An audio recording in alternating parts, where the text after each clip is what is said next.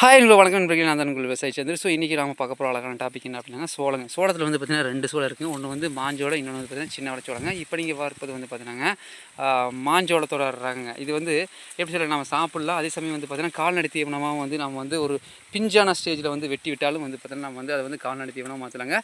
மூணாவது வந்து பார்த்திங்கன்னா இந்த மாதிரி வந்து நல்லா காய விட்டு, நான் சொல்கிறது வந்து பார்த்திங்கன்னா இந்த மாதிரி நல்லா காய விட்டு நல்லா வந்து காஞ்சதுக்கப்புறம் வந்து பார்த்திங்கன்னா நம்ம வந்து அடித்து நம்ம வந்து சோளத்தை வந்து சேல்ஸ் பண்ணலாம். சோள மாவாகவும் வந்து பயன்படுத்தலாம். இந்த தட்டுக்களை வந்து பார்த்திங்கன்னா நம்ம மாடு எருமைகளுக்கு வந்து தீவனமாக யூஸ் பண்ணலாங்க. ஸோ இது வந்து ரொம்ப ரொம்ப ஈஸியானது. ஸோ உழவு ஓட்டி பாத்தி பிடிச்சி நம்ம வந்து பார்த்திங்கன்னா வந்து சோளத்தை ஊனி விட்டோம் அப்படின்னாவே சூப்பராக வந்து பார்த்திங்கன்னா நமக்கு அறுவடைக்கு வந்துடும். ரொம்ப ரொம்ப ஒரு கம்மியான ஒரு முட்டுலின்னு சொல்கிற அடக்க செலவு ரொம்ப ரொம்ப கம்மி. மழைக்கும் வெயிலுக்கும் தாங்கக்கூடியது. ரொம்ப லாபகரமானது கூட. ஸோ இது வந்து சாகுபடி பண்ணக்கூடிய வாய்ப்பு கிடைச்சுன்னா கண்டிப்பாக விவசாய பெருமக்கள் சாகுபடி பண்ணி அதிக லாபம் ஈட்டலாம். தேங்க்யூ, நன்றி.